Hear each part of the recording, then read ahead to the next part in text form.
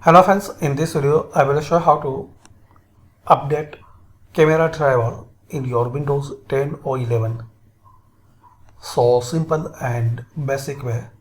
Search device manager. Now here open device manager.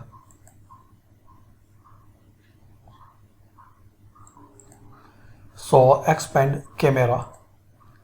Now right click on camera driver. Then update driver.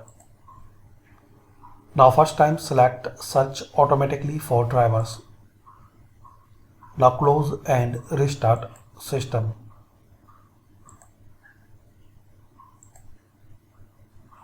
And still you are facing problems, so you can try the second method. Right click on it. Now update driver.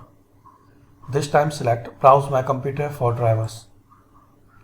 Now here select let me pick from a list of available drivers, and here select latest one. Then click on next.